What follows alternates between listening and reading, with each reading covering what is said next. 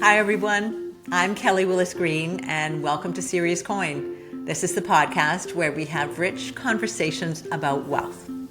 And today we're exploring a universally relevant topic, and that is forgiveness. Now you might be wondering, what does forgiveness have to do with wealth? Well, in my work as a wealth coach, I've seen time and again how unresolved hurts and grievances influence how we think, feel, and act with money. And then a couple of months ago, I came across a wonderful book that I'm now using in my practice called Forgive for Good. And the author is my guest today, Dr. Fred Luskin. Dr. Luskin is a psychologist, researcher, and longtime professor at Stanford University. He's one of the world's leading experts on forgiveness. So whether it's the stranger who cut you off in traffic, maybe while you were listening to this podcast, or the business partner who betrayed you, or the parent who used money as a control tool, we all have wounds that need to heal. And this conversation offers practical insight in how to do forgiveness and how it can help you become happier. I started our conversation by asking Dr. Luskin to define what he thinks it means to truly forgive. It's very simple. Making peace with your life. That we make all these drama stories and we have all this baggage we drag around about how this didn't work, how that didn't work, how this person was bad, how that person was bad, how I failed. Those are all fine. There's nothing wrong with those as data points. Where they become an obstacle is when we're not at peace with the whole deal, that as opposed to saying I had some good stuff and some crap stuff, but this is my life, we hold little pieces of this life out and say that piece wasn't okay and I'm never going to be okay with it. And that just harms us. Right, and I want to dwell on that point for a moment because the science is pretty clear, isn't it, on how holding grudges is detrimental to our physical and mental health, and forgiveness is actually positive. So can you talk a bit about that? I mean, holding a grudge short term is really smart. So if somebody goes through a red light and smashes into your car, it's a really good idea to be pissed off at them and frustrated and blame them and recognize that they really harmed you. That's smart. But over time, it doesn't matter so much where it started. It's what you do with it that matters.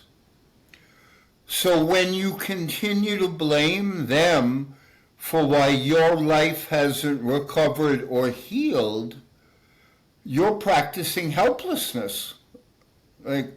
Instead of me doing something about it and growing and whatever, I'm going to continue to blame them. Well, that's not a good recipe for moving ahead or strength. It's a good recipe for defending failure. It's a good recipe for problems both physically and emotionally. Emotionally, it reinforces helplessness. It also reinforces blaming rather than taking responsibility for your own well-being. But physically, it reinforces stress. Mm-hmm.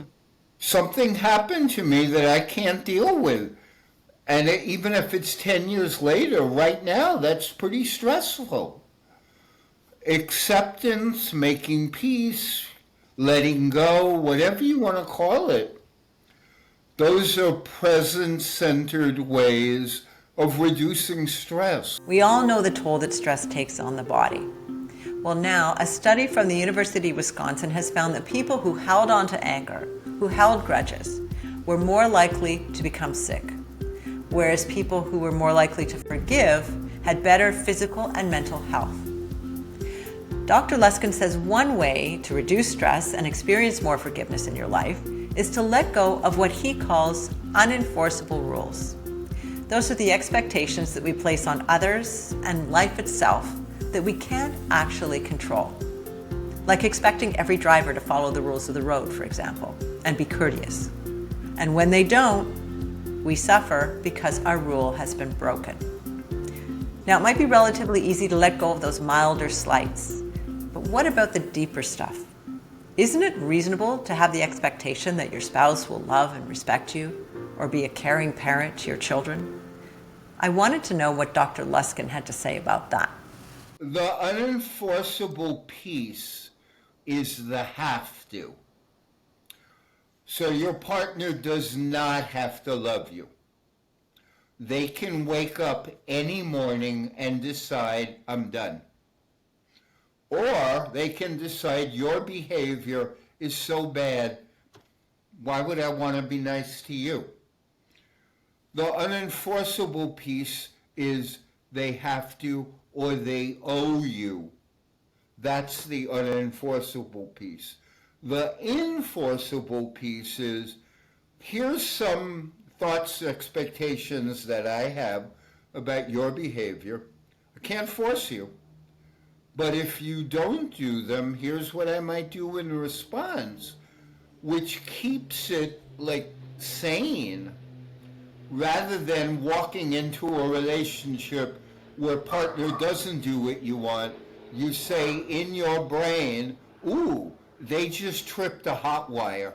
They have to love me this way. And because they don't, I'm going to punish them, get pissed at them. I'm going to write them a ticket, like they broke my rule.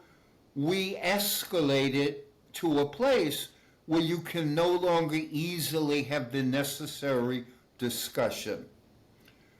You don't want to be walking around angry because the people that love you or try to love you don't always do it exactly the way you want them to.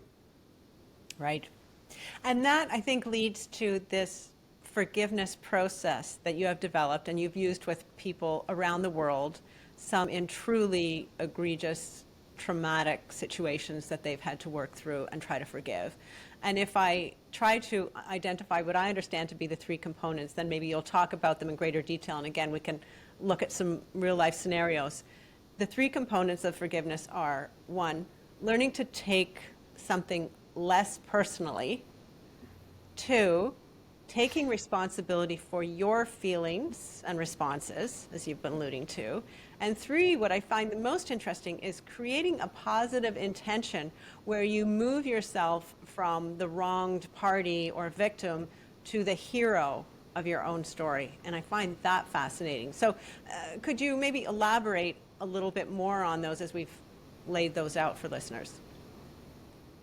Well, the taking it personally is you can see if you're hot and reactive for a longer period of time than is useful. Like, so if somebody cuts you off in the freeway and you give them the finger, but 10 seconds later you forgot about it, that's no big deal. But if you spend the next 2 days telling everybody, this asshole on the road cut me off, blah, blah, blah, you've taken it way too personally. Like, they cut you off, fine, but you're holding on to it as if it's mostly about you. We tend to do that. We tend to think that the world revolves around us, so it's all about us. And most of the time, it's not about us. Like, even our partner who behaves badly is doing it more because it's for them than it is about us.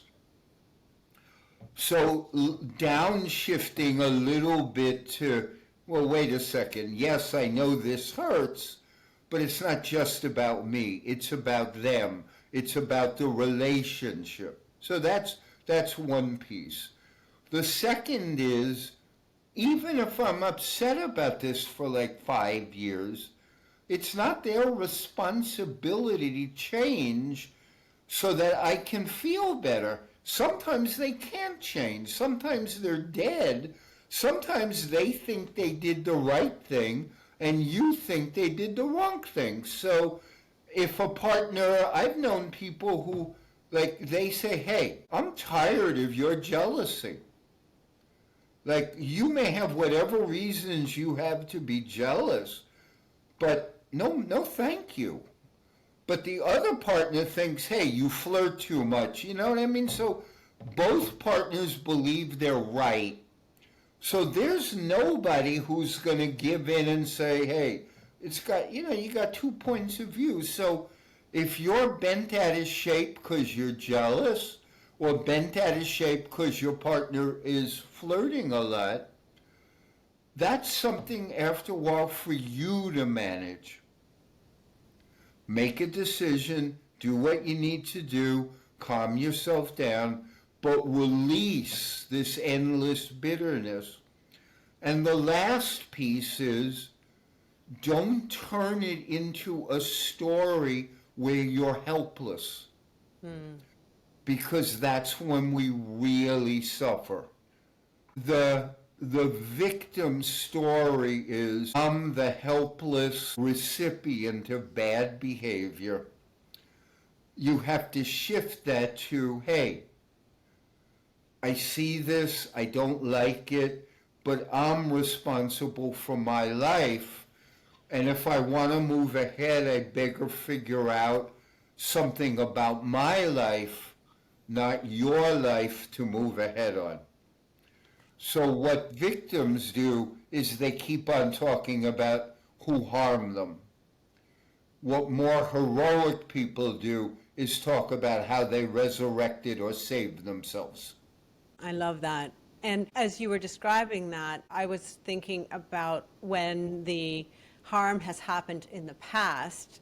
In my money coaching practice, I find a lot of people have forgiveness work to do around parenting that they received as children. Maybe there was an absent parent for whatever reason, or self-absorbed parent, or someone had mental health issues or substance abuse issues that prevented them from really being the parent that they ought to have been. And that all happened in the past, and it's showing up today in various ways, often in the relationship with money and other areas of their lives. So when the event is in the past, they may not be helpless in the present, but how do you apply those 3 steps to something as deep a wound as parenting someone who's, say, 45, 50, 55? Well, that's only part of the story. Yes, it might have happened when you were 14 or 16 or 18 or 12, but if you're 50 now, it's on you that you never healed it. You can't really blame mom or dad for something that happened 30 years ago. You need to recognize that you've been carrying this with you and you never fully dealt with it. So if it's coming up now, it's not a sign to go back and blame mom or dad. It's a sign to recognize that you have work to do. And that's the forgiving way of doing it, not the blaming way. That, of course, bad parenting exacts its toll. But that's part of what being an adult is to learn how to evolve beyond the limitations of our childhood and to take responsibility for whatever it is that's unhealed from childhood, because that's what we have to do to become successful adults, is not keep mom and dad carrying along to ruin our days. I had a moment in couples therapy when I was doing couples therapy decades ago where this jumped out at me in a way that I had never seen before. I'm watching a couple argue, and I don't remember which gender partner looked at the other gender partner and said, How dare you talk like that to me? I've told you, my father used to talk like that to me, and there's no excuse. I can't forgive you for being like my dad. And I remember looking at her, and I'm young at this, and I didn't really know what was going on, but I knew something was really wrong in what they said, which is they're blaming the partner for the fact that they're not healed. And they were the offensive partner, not the other person. The other person was just engaged in a normal argument. But because this person had not overcome the damage done by her dad, which in a healthy person would have been, hey, I'm sorry. I had a bad experience growing up and I haven't healed from it. And I'm sorry, I'm giving it to you because you're not my dad. And it's my bad for not having made peace, not your bad.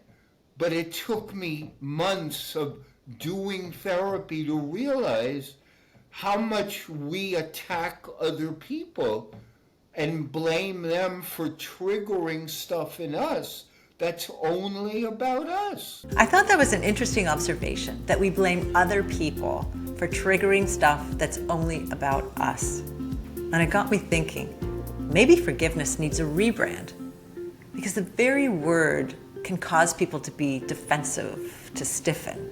What do I need to forgive for? I'm the wronged party. I asked Dr. Luskin for his perspective on that.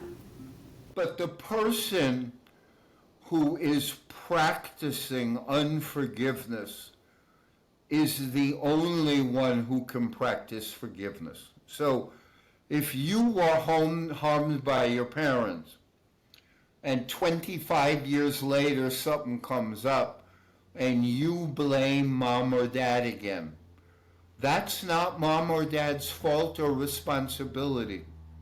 They're gone.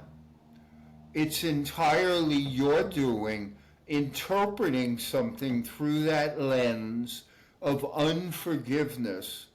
You're the only one who can resolve that. You can simply, in midstream, say, ooh, wait a second. I'm still influenced by this. Maybe at 50, it's time to fully and completely forgive every single thing these imperfect parents did. Every single thing. And I unconditionally make peace with whatever they gave me, good, bad, or indifferent, because it's not their problem anymore. They could do that at any moment, but they don't recognize that they have that choice. The most important aspect of it is if somebody reacts that way while you're coaching them and they show you that they're still arguing with 1996, it's a sign that they're leaking in their current life. And their children or their lover or their business partner or their friend will get some of that leaking, whether they admit it or not. It doesn't matter who they blame. They can blame mom, they can blame, Lyndon Johnson. It doesn't matter who you blame. The problem is they're going to be treating people around them badly because they believe they've been harmed and it's not their responsibility to grow up. I'd like to talk a little bit about self-forgiveness because, again, I run into that with the clients I coach. Sometimes there's a lot of self-judgment, particularly around money. I should be better at it, know more, do more, be more. People have shame. You have said that self-forgiveness is easier, but most people don't know how to do it. What do you mean by that? Well, self-forgiveness is easier because nobody else has to change. Yeah, if you want to forgive yourself, who's going to stop you?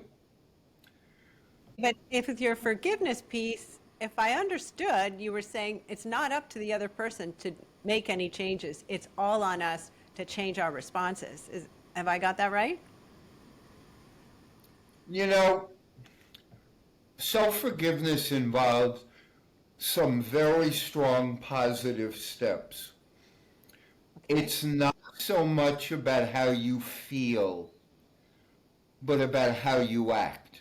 So if I feel that, let's say with financial things, I didn't shepherd money well, or I didn't do well protecting my kids, or somebody recently contacted me because their partner lost money in a scam, and they're pretty pissed off at the partner.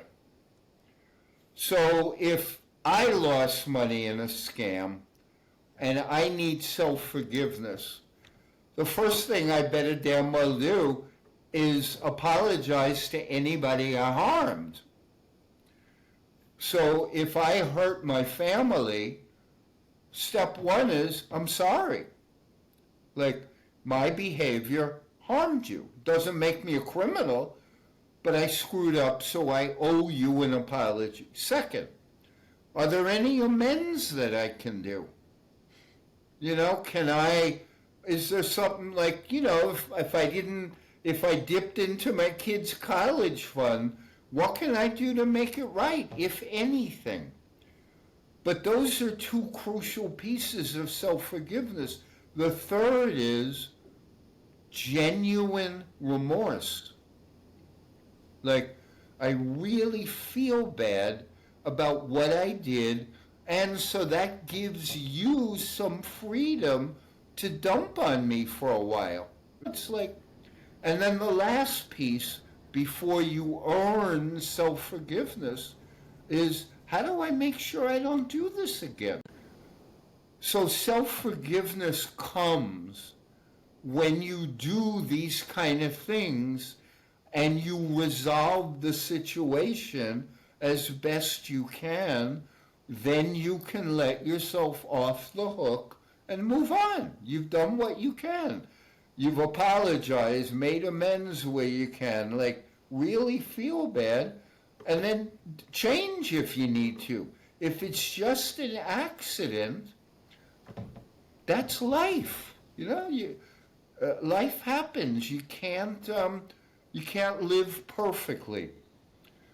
Oh, that's an interesting point because I think sometimes it's not what someone's done. They may not have done something wrong, but they have self-judgment around their own expectations of themselves, perhaps.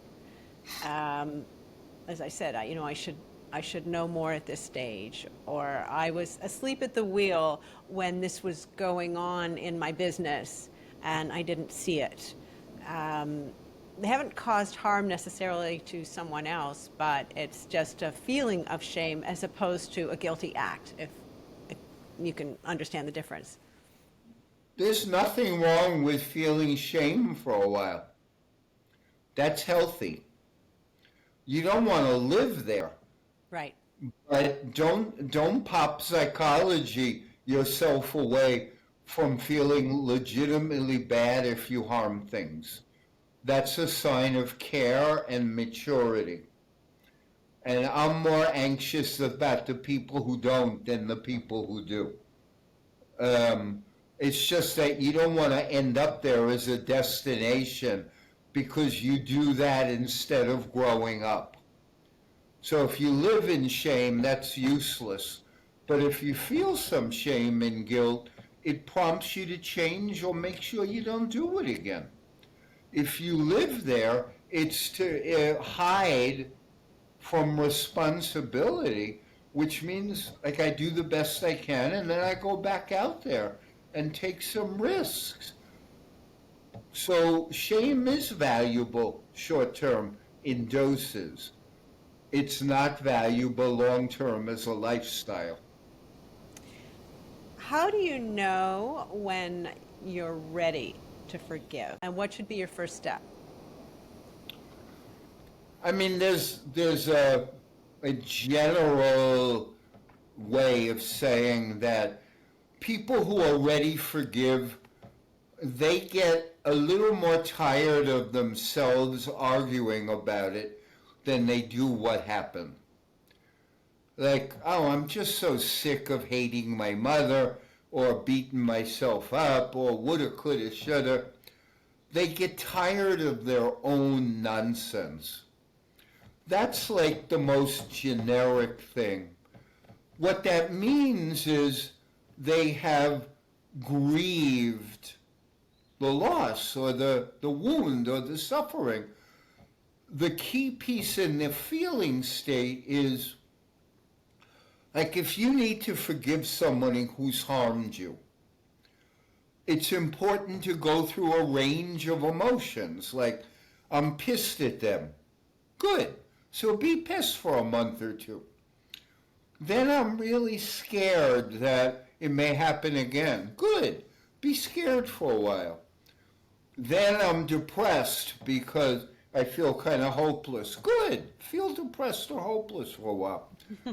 You need the range of emotions on real wounding, and then you have explored the territory of grieving and looking at life to learn from it, which is sometimes shit happens.